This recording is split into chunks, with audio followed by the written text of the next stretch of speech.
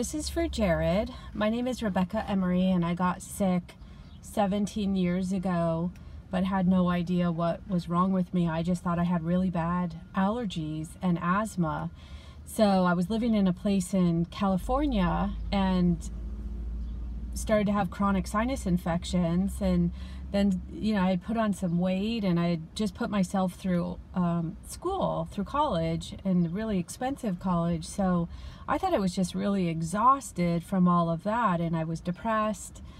So I moved up to Seattle, and I ended up getting sicker in Seattle.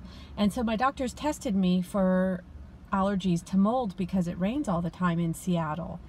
I didn't turn out to be allergic to mold at all. I was allergic to grass and trees and dust, but not mold. So we had no idea what was making me so sick.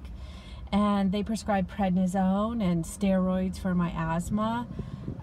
Still didn't get better. I moved down to Oregon, where my sister lived, and still was sick again there. Even worse, at one point I was on antibiotics for 7 months at a time. So that's been my life for the last 17 years, constantly on antibiotics, constantly thinking I had severe allergies to everything, and constantly on the move. That movie, Run Lola Run, it could have been titled Run Rebecca Run, because I have been on the run for 17 years, never able to settle down anywhere because my allergies were so bad. And I would intuitively know to get out. Like, everything in me would say, get the hell out of here. And, sometimes I would have to sleep in my car. Sometimes I would have to sleep in a tent. And I just thought it was allergies to the carpet or allergies to cat or something in the house. But I knew something inside buildings was making me really sick. It wasn't until I moved to Hawaii. And by the way, I camped in Hawaii for the first 3 weeks, and so I felt really good. Got back on my feet again, started making good money again, but got sick again. And I found a doctor who tested my inflammation markers and found out that my inflammation was through the roof. And he said to me, Rebecca, you're going to have a heart attack or get cancer and wonder why me. And he was exactly right. My father died of a heart attack walking down the street. My grandfather's whole family died of heart attacks, sudden heart attacks.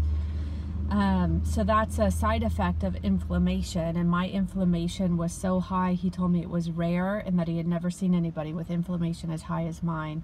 So then we did a whole bunch of other tests, which cost a lot of money. So anybody who's out there suffering and can't afford these tests, well, they're never going to get better because they don't even know what it is.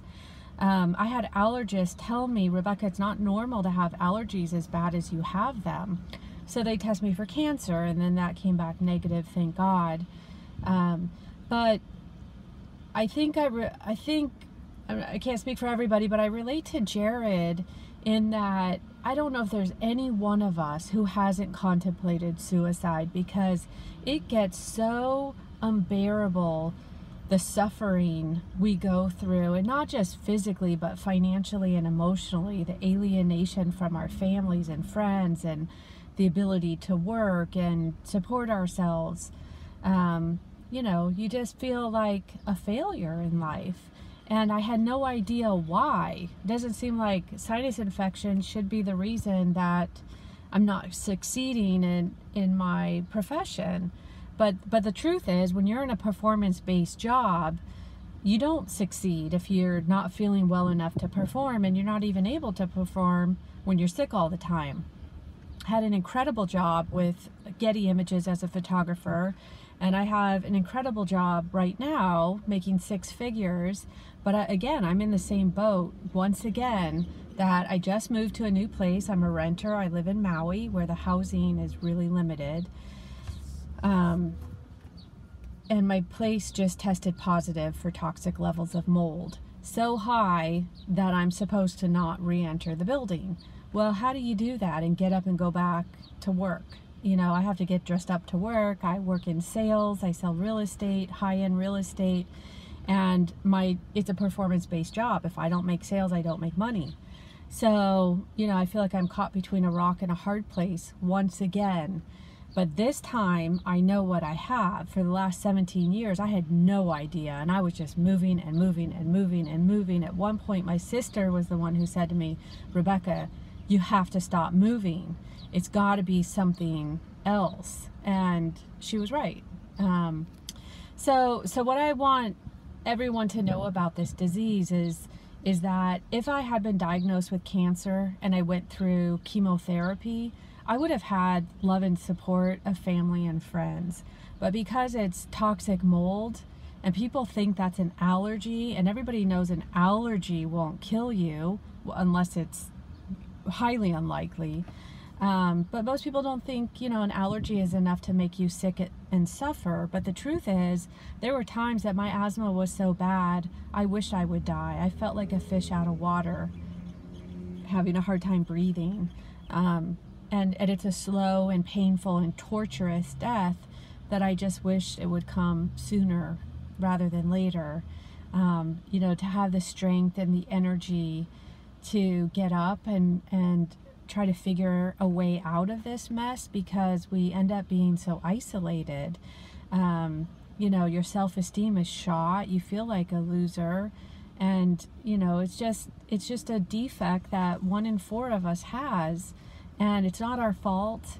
It's not our fault at all. And anyhow, the housing situation is really a crisis, and the lack of support from family and friends is really disappointing. So